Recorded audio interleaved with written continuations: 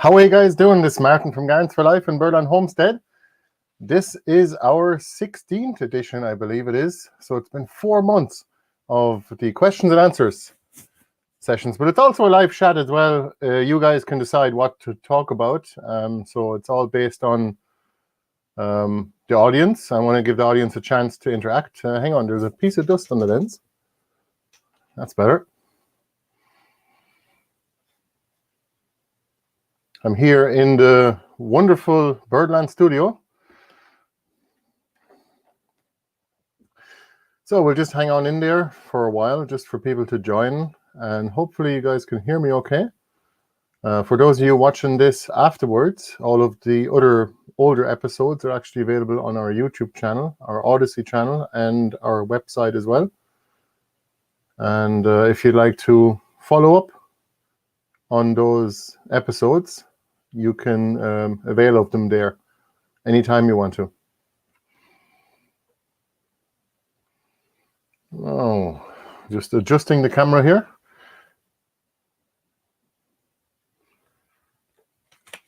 So yesterday we were actually at given a talk at a gardening club in Northern County Longford in Auchnacliff. And the people there were really lovely. We had already met some of them previously. Some of them already were watching the videos of Gardens for Life before. And we were really grateful to be there. And it was a lovely evening. And we were talking about gardening and no-dig and forest gardening, how to propagate plants, how to avoid slug damage, or how to reduce slug pressure as well. And we were talking about all the different plants as well. So it was really interesting, and I did actually enjoy that. If you guys have any questions for me, please let me know. Please type the word question in all caps and at the beginning of your question, just so I know it's directed towards me.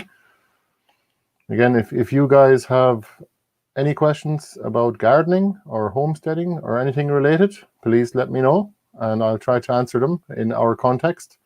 We are basically, we've been working on our properties for years now, and it's all just kind of a amalgamation or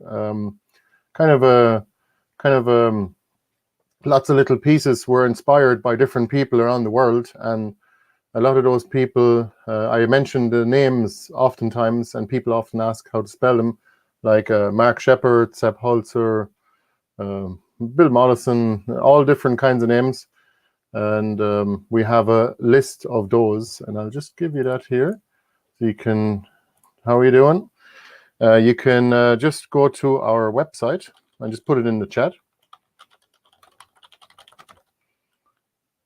So this is our website, and you can just type into search Inspire, and you'll get the article on the list of people that have inspired us. And basically we took all the bits and pieces from all the most inspiring people around the world and made it our life and our businesses and our gardens and the homestead too. So there was definitely some homesteaders in it as well. So let me see here. I have a question here about what vegetables you can still plant now. Well, I like to say to people, I'm no expert on vegetable growing per se. Like market gardeners would be very good at that. That's what they really tune into. But I prefer kind of planting perennial vegetables because, well, for a start, you don't have to buy seeds every year. I don't mind actually buying the seeds though, but perennial vegetables are just less work, and you're also building on last year's root system. And you keep building, basically making the plant more and more productive after every growing season, rather than starting off again from scratch.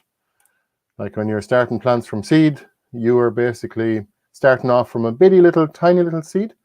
Whereas if you, plant perennials next year, those are going to be already fairly substantial, and they will have gathered a lot of energy already.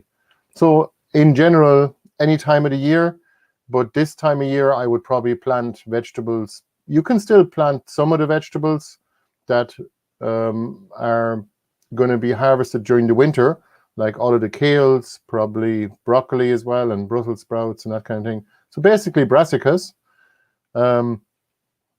One of those things that we grow is actually a wildflower called marsh woundwort, and the roots actually can also be harvested in the winter time, any time of the winter. And if you leave them in the ground, you can they'll just grow again, same as Jerusalem artichokes, but they're in the mint family, and the marsh woundwort is actually a native wildflower, and the roots are edible. So we have spread that very successfully in our garden, and it has certainly enjoyed its stay so far. And it makes these lovely purple flowers just around this time of year. So you wouldn't be harvesting the roots now, only in the winter time, same as Chinese artichokes. So folks, could anyone tell me if you can hear me okay? Is the sound all right? Is it loud enough? And I know I can see myself all right, but I wonder, is the sound okay? Normally it's fine, and I can see an indication of it in the settings, which I have done, but I'd like to make sure of it. So let me see here. So some of those things that I wouldn't be sowing anymore now is basically all the plants that need a long maturation period, or like pumpkins, for example, maybe potatoes, probably not anymore. I would also suggest planting courgettes. It's probably too late for them. But we're only 1 month into the frost-free zone at this point, so it's not too bad. I think oshiki-kuri and courgettes you might be able to get away with. Oshiki-kuri is just a pumpkin that takes 90 days to ripen from seed, from starting them from seed. But this time of year, really, ideally, you want some leafy greens. That's what you want to grow. And the kind of ones that actually are frost hardy are, generally speaking, kale.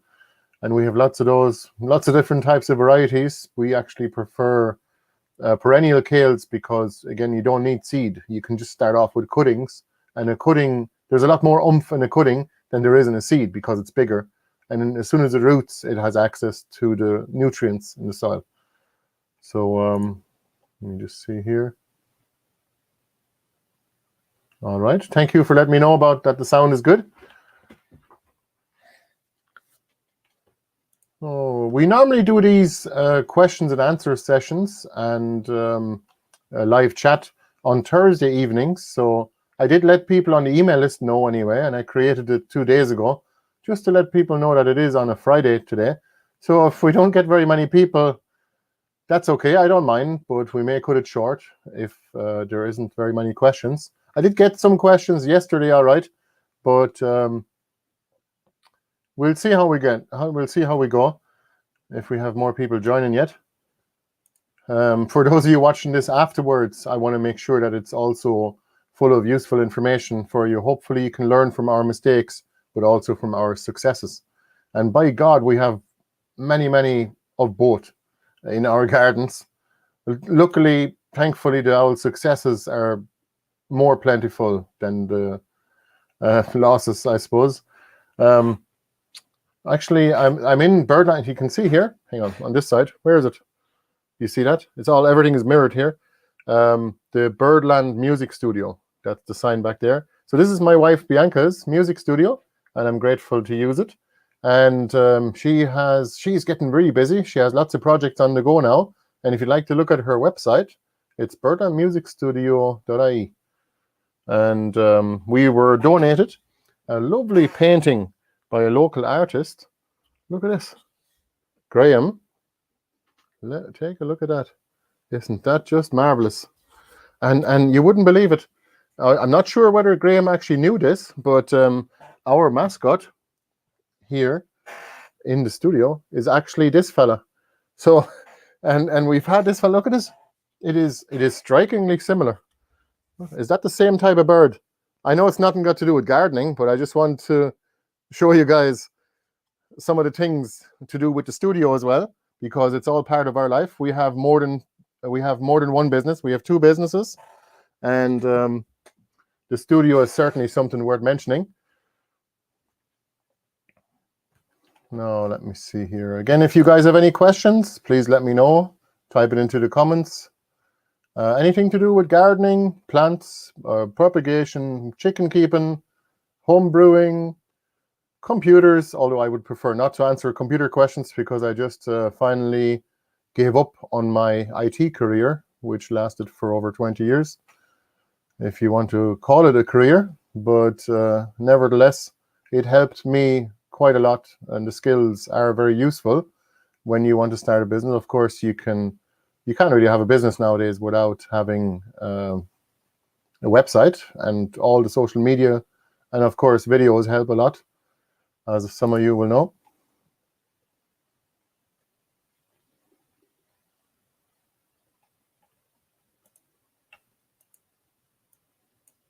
Now, let me see here. Okay, so somebody here commented that the fall garden, so that's a garden, for those of you in Europe, of course, we use the word autumn, so it'd be like a garden that grows into the winter. So this person here actually said that they are growing Siberian kale. We like to grow there's the white Siberian kale, but also the red Russian kale. We found red Russian kale to be tremendously useful in Ireland anyway, because we are in zone 9A or something like that. We don't get very many frosts, maybe for a couple of weeks a year.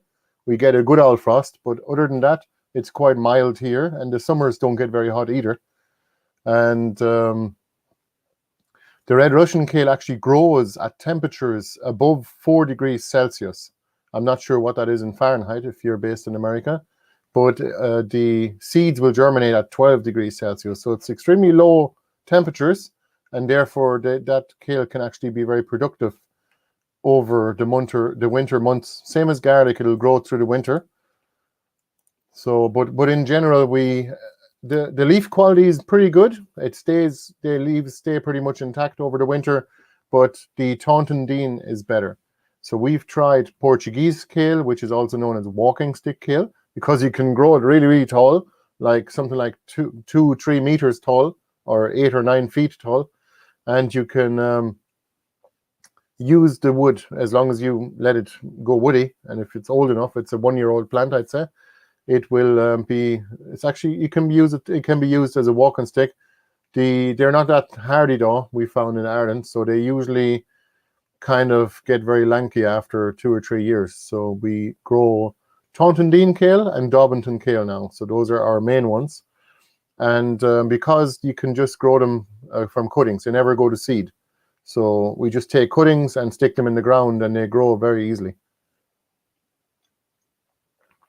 Portuguese kale it does actually go to seed sometimes, some years, and other years it doesn't. So you never know, but we have seeds actually for it, and we like to give anyone a free packet of seed that we meet either at events where we're speaking in public, or we're given a workshop, for example, or seed and plant swaps, of course. We have lots of seeds, especially ones that are saved in our own gardens. And we do have seed saving workshop, or a 1-day course coming up next month. So if you want to know more about that, you can go to it's of course only available to people that can come here. So it would be hosted in our gardens, and we will teach you all about that. You can take a look at this website, our events page. For those of you on the audio only, gardensforlife.ie/events.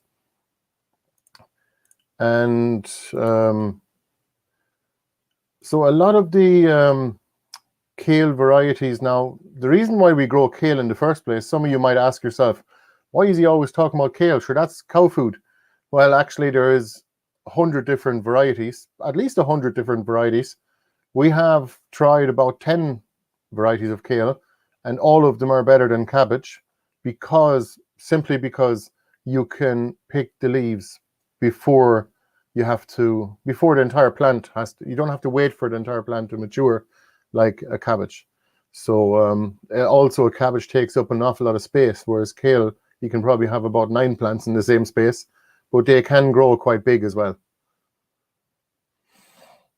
Let me see here.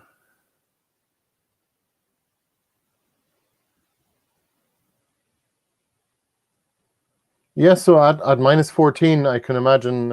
I'm actually from there myself, not too far from where you live, I believe. I'm actually from near Cologne or Frankfurt, and but here in Ireland the weather is really mild, and we just kale is pretty much a go-to green source of greens in the winter time. Our winters are about 6 months long. For those of you living in Ireland, you will know all about it. It's not particularly cold, but it still feels freezing because it's always wet and windy. So um, essentially, we are looking to make the most of the growing season and simply grow what we can, and especially keep vegetables in the garden for the winter, and we store them fresh. If you store your food alive, you don't have to preserve it. So you don't have to go freezing your greens. You don't have to blanch them. You don't have to do any of that. You just keep them out there and eat them fresh as you need them, and you can harvest them almost every day. So we have almost enough kale now to last us through the winter, harvesting a little bit every day. So we often give our rabbits and chickens some of it, and we like to feed our chickens greens because giving them only layers pellets wouldn't be fair on them. I mean, only eating grain isn't really a species appropriate diet. So, but they absolutely love the greens and they eat them straight away. And of course, our egg quality is gone so far up that we don't even know what it's like to eat an egg from the shop. We heard reports from people who have chickens themselves, and they say that the eggs from the shops are not great, which comes not at a surprise to me, of course. Let me see now. So please let me know, guys, if you have any questions at all, and I will try to answer those for you. We are going to do a giveaway a little bit later on, and let me see here. We are giving away a €50 voucher for our online shop. This is our online shop, for those of you who haven't looked at it yet. So if you have just joined, we haven't done the draw yet. So it's just a free draw, and kind of like a raffle, but you don't need a ticket. You simply type the word enter in all capital letters into the chat if you want to enter it throughout this live chat. And I will be randomly picking a winner using a random number generator. Let me see here. So just type the word enter into the chat if you want to enter the free draw for a €50 voucher for our online shop.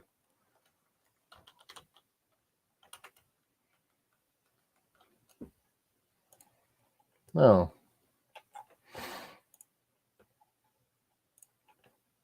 this time of year now, we're actually very busy just trying to fill in all the spaces in the garden that haven't got anything planted in them yet. But most of the gardens, out of about 1.5 acres of gardens, nearly coming up to 2 acres, we have 90% of it is actually already full from plants from the years previous. And they're all perennials, and most of them are either woody plants like berry bushes, or they could be Jerusalem artichokes and other tubers. They can also be trees like fruit trees, and standings of all kinds of different wildflowers. For example, we grow wildflowers intentionally and plant them. We start them from seed or from cuttings, and we plant those in between our vegetable patches just to attract beneficial insects, like predatory insects, like the ladybird, for example. And those come in, they're attracted by the flowers and the nectar in the flowers. When you feed them, they hang around usually, and then they hopefully take care of your neighboring plants that you have grown there. And hopefully they'll prevent any kind of a pest outbreak. And you can be assured that we have not needed to spray anything in the garden at all. People often ask us, are you organic? Because they know that our motto is work with nature, or gardens for life. And I say to them, we don't even spray with organic growers are allowed to spray. So whether it's a natural remedy for something, I'm not against spraying natural remedies on your plants or pest deterrents, but I think it's just an unnecessary step of micromanagement in the ecosystem. I think you should think, well, actually, I don't want to tell you anything. I don't want to tell you what to think at all. I just tell you what we did and what works for us. So in my opinion, it's much better to think long-term and just plant some perennial insectaries. And those are basically plants that flower for a very long period of time, and they attract beneficial insects to your garden. When you feed the insects, they usually hang around. If you can feed them enough, if you provide enough biodiversity and enough flowering plants to provide them food for the entire growing season, well, then you can simply try and create a habitat for them so that they hopefully will overwinter in your garden. And if you can get the insects to overwinter, that's the other half of the battle. So if you can feed the insects, attract them into your garden in the first place, and you can and you can get them to stay, like provide them with a place to live or overwinter to go and hibernate. Insect piles are ideal. Insect hotels are okay, but they're a bit of maintenance, and they are an artificial environment, so they will go rotten eventually. We found with the wood, of course, but we simply have a combination between compost piles, which we don't have any of, and insect hotels. So we combined compost piles and insect hotels into something we called insect piles. So all that is, it's not a fancy name, but all it is every 10 meters or so in our garden, we simply have an insect pile where we throw all of the brush from the garden. And by the way, all of the dry materials we do not harvest or we do not remove from the gardens before the winter or during the winter. Michael Pilarski once said you are much better off to simply keep those in the garden and to leave them there for the insects, but to live in, but also for protection from the frost. Just give the garden a little bit of protection, but as you build your garden over the years, you'll build up these insect piles, and in springtime we pull up all that woody debris and we might plant some more or make some space for new growth. And usually in the beginning of the growing season, I'm kind of trying to pull all the weeds before they start growing or before they get out of hand. And I'd like to try and catch them before they go to seed in midsummer. So this year I've done a pretty good job at keeping the gardens weed free. There is plenty of weeds around. However, the ones that are about to go to seed are the ones you need to take care of first. Because as they say, 1 year's weeding is 7 years seeding. No, the other way around. 1 year's seeding is 7 years weeding. And they're not wrong about that. People back then, they had a fair old idea of what's happening. So again, it's a free draw. So if anyone can enter, and you can get a voucher for €50 for our online shop. For this online shop. For those of you on the audio only, it's gardensforlife.ie/shop. And if you are watching this afterwards, after it's gone live, if you're joining while we are live, you can enter it. But if you're watching this on the website or on the YouTube or Odyssey channel later, after the live show is over, you can still come back next week. So we usually do these shows on a Thursday evening. For those of you who just joined, we are doing it today on a Friday. This week we're doing it on a Friday because yesterday we had a speaking engagement at a gardening club in Northern County Roscommon in Ireland. And it was actually really nice. And maybe we'll see one or two of those people that we met there here on this live chat. You never know. Now, please let me know if you have any questions about gardening, plants, homesteading, forest gardening. Some of the people I would recommend looking up are Michael Pilarski, if you'd like to know more about forest gardening and growing medicinal herbs. He grows them commercially, and he also grows food in between as well. So like regular old vegetables, but Michael Pilarski's techniques are really interesting. For example, he does actually do a mix of like minerals, even green sand and volcanic rock dust and seaweed dust and all kinds of different natural fertilizers.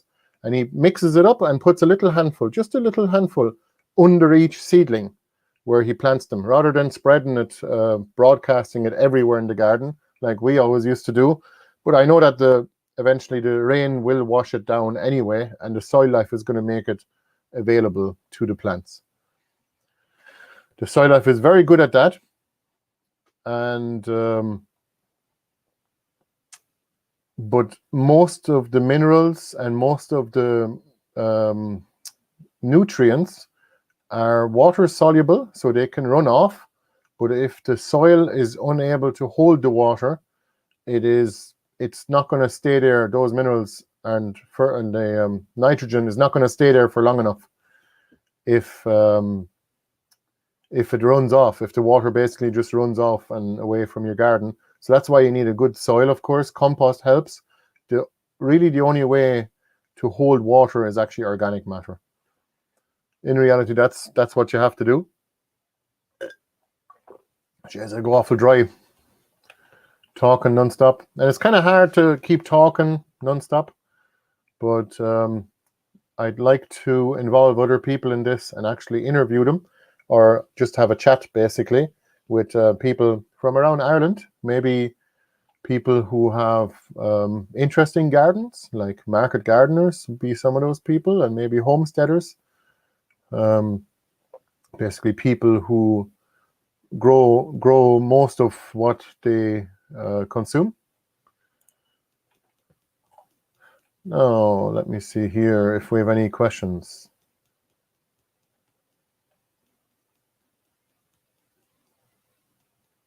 Barbara, the answer is yes. We also have an eBay shop as well, and which was specifically set up for the UK actually at the time. But that was a long time ago. We have a question here. What are your top 10 perennials for what they produce, for the amount they produce? Well, that's a good question. It depends on what kind of perennials we're talking about. So plants produce different things. Let me just get rid of that banner real quick. Plants produce different things, so they're useful in many ways. You could have a plant that produces food or medicine, or materials like building materials, or even plants like Jerusalem artichokes are ideal for to house insects. Like the stalks are ideal for insect piles, so I grow them for that. But that's just one of many advantages. So also insectary plants that benefit insects, especially pollinators. So in permaculture, if you're thinking about permaculture, you kind of think you'll be already switched on to the idea of using multifunctional plants. So you can have plants that produce something of value for you, the gardener, but also for the local ecosystem. And by local, I mean even within your garden, or within the greater area that is around your garden, within a few hundred meters. You can have, of course, flowers always, most flowers anyway, are very good to attract beneficial insects. But so some of my favorite plants in the garden, I'd probably go with kale. It'd be one of them that I wouldn't like to do without, because it's tremendously useful, both as animal feed and human feed. And Jerusalem artichokes are really good. They're a really good go-to food source in the winter time. You can harvest those anytime during the winter months, between November and April. So Jerusalem artichokes are not from Jerusalem, and they're not artichokes. They're actually more like tuberous sunflower.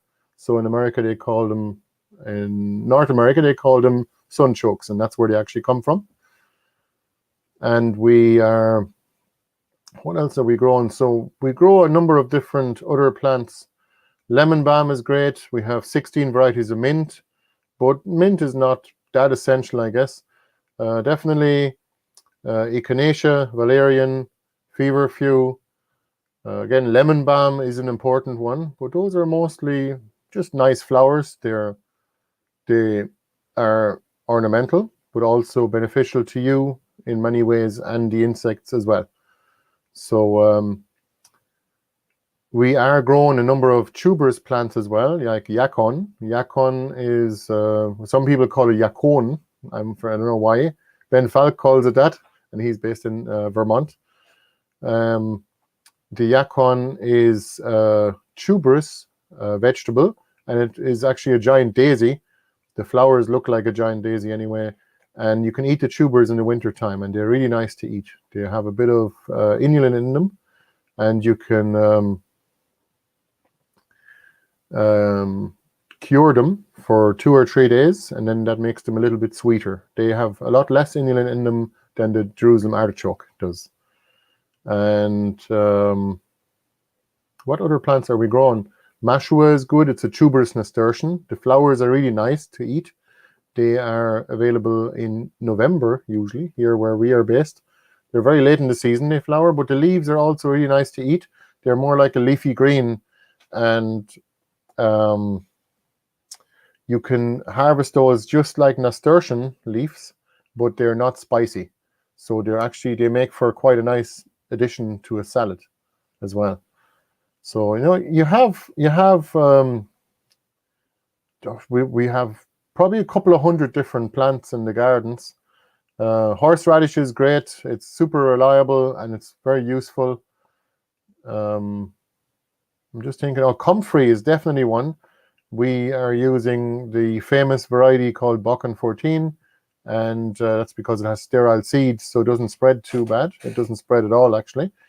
And Buchan, or the comfrey, is useful again to make salves and balms and creams, and you can also use it as a liquid fertilizer. So you simply chop the leaves, put them into water, like a barrel or maybe a bucket, and you can just stir it once a day. After a few days or a week, you can take those leaves, or take the water, filter out the leaves, take the water to water your plants. Same as a nettle tea. So that's called compost tea, if you want to look that up.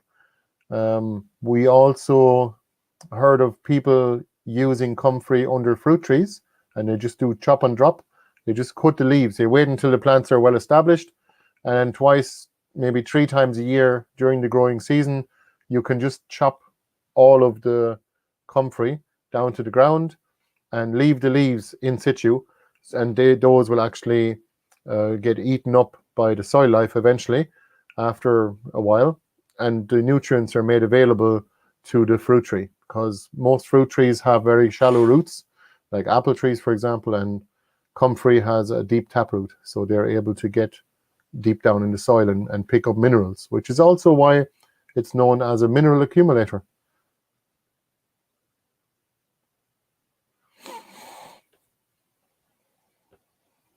We see here, so we have a question here. So Richard is asking, last week I was talking about mushroom compost. Yes, you can get it in bulk, and I'm happy to give you the name of the supplier, but there isn't really a company that does it. It's usually somebody who delivers the compost, who picks it up at the mushroom farm. You can get it yourself. It depends on where you're based, Richard. If you're based in the Midlands of Ireland, then you can get it from Welsh Mushroom Farms in Walderstown in County Westmeath. So it's Walderstown, County Westmeath, and you'll find the mushroom farm there. Jared and Kevin, they own the mushroom farm. They're the family there. Oh, I see. You're based in England. Okay. So what you have to do is you have to find a local mushroom farm, as local to you as possible, so that the transport costs are lower. And usually you'd pay somewhere around €25 for a car trailer load if you pick it up yourself, or a big trailer could be €50. Maybe more, it depends on where you are and how popular the mushroom compost is. But in Ireland anyway, most mushroom farms are just discarding it. They can't keep it and they can't use it anymore, so they have to get rid of it, and they're happy enough to see it gone to someone that uses it. They'll take a little bit of money for it, very little. So we usually pay about 50 quid for the load, a big load, but the transport is about 150 for a truck to come here. So the truck could be driving maybe for maybe an hour or something like that. And Wexford, okay. Nice, congratulations. You'll be very welcome to Ireland when you come here, especially if you're into gardening, of course. If you have any questions at all, you can always email us directly as well. It's just contact@gardensforlife.ie. You're very welcome to ask whatever questions you have there too. And if it's a question that I can use in public, of course, I will not reveal any details, but if it's something that you'd like to ask in public as well, if you can't make the questions and answers sessions, these live chats, for example, next Thursday, every Thursday evening at 9 p.m., we have these live chats. And if you can make it but you still have a question and you'd like to watch it afterwards or even listen to the audio after, just email the question in. So my email address is right here. I'm definitely available. So let me see here. So again, if you guys have any questions, please let me know. And we'll do our draw now shortly. And if you want to enter the draw, please you just type the word enter in all capital letters into the chat or into the comments. I believe I'll see it there too, because I get comments on the chat and on various platforms. We're broadcasting to 4 different places at the moment. Facebook, 2 YouTube channels, our Birdland Homestead channel as well, and Twitter, formerly known, X, formerly known as Twitter. Let me see here. The draw is free, so please feel welcome to enter, and you can be in for a chance to win a €50 voucher for our online shop. And we'll do these every Thursday, so be sure to be there and have some questions ready for me if you don't mind, because that helps me understand what people are looking for, and hopefully I can even base my decisions on what kind of videos to make in the near future on that as well. So the more feedback I get from people, the better. And it definitely helps me to go to speaking engagements where I get to talk to people. And they are never short of questions at those, especially when you're talking to people in person. And enthusiastic gardeners like to ask a lot of questions, and that's good. Again, I'm no guru in gardening or anything like that. I don't claim to be a specialist or an expert at anything. But well, we have some results. We've been doing a lot of different things, and we've been experimenting quite a bit in the last 10 and more years. I've been doing gardening for over 20 years, but I did grow up in a lovely garden, secluded in a village, actually, in Germany. And we had all of the different fruit trees, like apples, pears, plums, hazels, and we had walnuts as well. And I grew up with a very seasonal garden. So every year I was looking forward to, as I was growing up, I was looking forward to going out into the garden and harvesting different crops and eating them, basically. Especially red currants. The black currants we had were no good. The kind of black currants we have nowadays are much, much better. We have our own variety of blackcurrant now. It's called Birdland blackcurrants, and they are very good. They're bigger than a regular blackcurrant, and they're about the same size as a jostaberry, but they're way sweeter, and they ripen more, and they produce way more because they're not a hybrid like jostaberry is.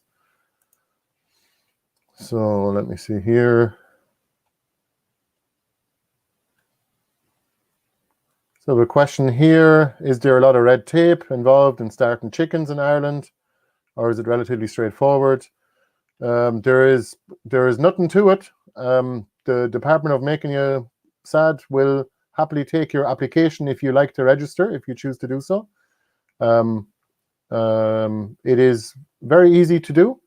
You can keep your chickens using an electric fence and chicken coop, and you can even use them to do a bit of tractoring, as in get them to do some of the work for you, like the weeding, eating the weeds and scratching them up, and then fertilizing the ground. So that's what we've been doing with our chickens. But keeping chickens is the way to go. And we are always encouraging people to get chickens of their own and produce their own eggs, because then you don't have to buy them in the shop.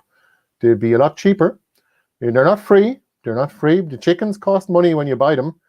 And for those of you who haven't had chickens yet and you're maybe considering them, we do have some videos about chicken keeping on our YouTube channel and on our website. So the eggs are not free, but the first egg that you get out of a chicken that you bought, let's say at Point de Lay, will be the most expensive egg. But after that, it's almost free. So because the only thing you have to pay for is the feed costs, and if you can grow some of your own feed, then like kale, for example, they absolutely love that. And they definitely should be given the choice to eat some greens as well every single day, because that's what they're what they've evolved to eat: greens, not grains, and probably insects as well, because they come from the jungle in China, and they've been cultivated for how long? Does anyone know here? I think it's 8,000 years, something like the quail, same as the quail. But I imagine that chickens used to be a lot smaller before they had been domesticated. Well, let me see here. There's another question here. I'm trying to build a permaculture community in my area. What helped you most to meet and connect with like-minded people? I'm in a rural setting, right in the middle of Germany. Okay, well, hang on a second. Oh, I've got to keep drinking water, or maybe beer, because it's Friday. It's an unusual time for me to be actually on this live chat, because normally we do these on Thursdays, for those of you who just joined. So permaculture is great, but I think you should probably start going with a more general term, because a lot of people don't know the term permaculture, or maybe they have the wrong impression of it. So let's say, for example, just one example from America, I listen to a lot of podcasts, and one of the things one of the lads said was, if you are going to start a business, let's say you want to start a business like permaculture landscaping, or you want to install food forests, for example, what you should probably do instead is just call it edible landscaping instead. So you got to use a different term that is more mainstream, that more people know, and that has not been alienated yet. So a lot of terms, a lot of words nowadays have been ridiculed a little bit, and permaculture is certainly one of those words. I would suggest maybe starting some kind of a gardening club, but with a focus on edibles, as in like growing vegetables and fruit, and maybe even other useful plants.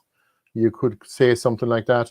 So we've been trying to build a community here in Ireland for years now, and there is a lot of people. There is an awful lot of people all over Ireland that are doing phenomenal work, and they're quietly gardening away, and you wouldn't know how many people are actually involved in growing their own food. It's actually really encouraging to me the more people that I find out about. And we like to host something called a seed and plant swap once a year, or actually twice a year now. And it's just an event. It's free of entry, and people can come and bring their surplus seeds or cuttings or plants. And I think you could do that in Germany. There is probably some seed and plant swaps in your area already, and usually they do them during the earlier in the growing season, probably between January and May. You want to have those kind of events. But you could also do a harvest, some kind of a harvest festival, or like a harvest swap event in September or October, which would be ideal, especially when the pumpkins are ready. You can, let me see here. But definitely look up our videos on seed swaps, seed and plant swaps. So just type the word swap into our YouTube channel or website, and you'll get some ideas. Oh, geez, I have a cramp. You get some ideas on how to host those kind of events. And if you have any questions, let me know. Just send me an email. I think hosting those kind of events makes the entry very the barrier of entry very low, so people can come along. You don't have to have seeds or plants to come to the swap, and you can have a little raffle maybe to pay for the event. That's one way to deal with it, just to pay for the venue basically. And any seeds left over afterwards, and which there's not many of at our events, you can just bring the next time to the next event. So yeah, so somebody here saying keeping chickens are the biggest problem with keeping chickens are raccoons, foxes, martyrs, buzzards. Everything eats chickens. Yeah, even they are pretty good now. They're pretty good. Other animals have figured that out too. I would say you have layers of security. You have a chicken coop that is closed at night. You have an electric fence, a wire mesh fence, usually 1.20 meters tall or 4 feet, and you have, so it's also known as a poultry fence or poultry netting. And you can also have another fence around your property to keep dogs in. And if you have dogs, they won't go near the electric fence, so they won't eat your chickens, but they will keep any other animals out as well. So especially, they're a little bit like livestock guardian dogs if you just give them access to your land at all times. And especially if they hear commotion, they will rush to the chickens and help them. So let me see here.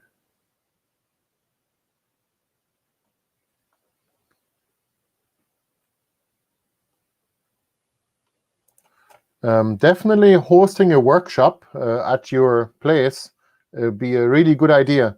But building a bit of a following would be a good idea as well. So if you are kind of a public person, you could make some videos. You could maybe make a YouTube channel or some kind of a page for people to go to, even if it's just a Facebook page, even though I'm not sure how many people are still over there.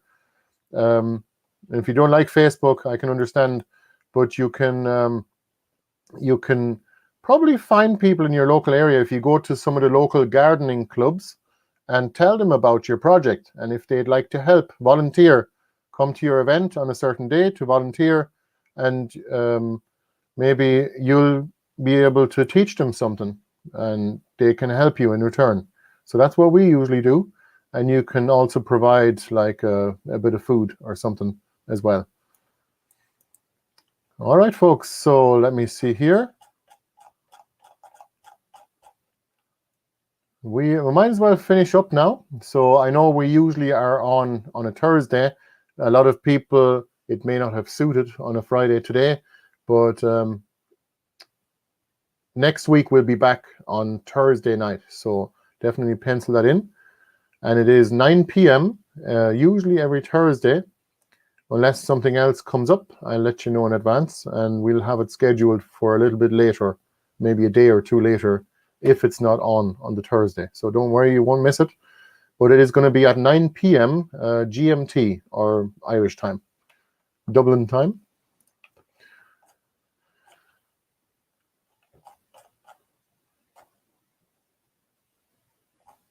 Now, we are going to run the draw now. So let me just give you one last chance. Anyone that hasn't entered yet, we're going to do a €50 voucher. We're going to give away for free. You can enter for free. Just type in the word enter in all capital letters in the chat on the live feed. And if you're watching this afterwards and you're disappointed you can't enter, just come back and join us next week. And we will happily have you enter then, and you get in for a chance to win it. We'll do this every week for a while anyway. So this is for our online shop. So it's a €50 voucher and it's free to enter. So please make sure that you do if you want to win. We ship basically anywhere in Europe. We no longer ship to the US. I'm sorry, but we have lost too many packets, and pretty much half of them get lost.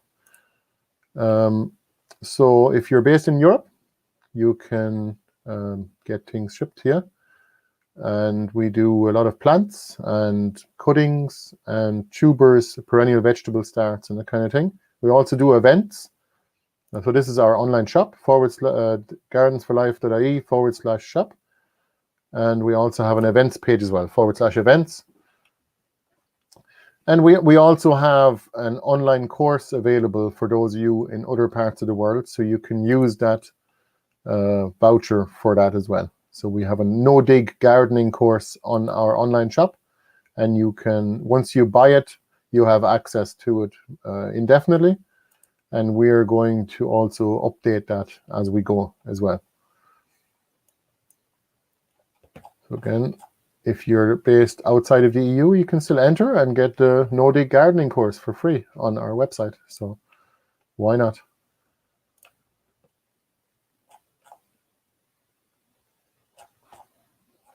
Now, let's run our random number generator.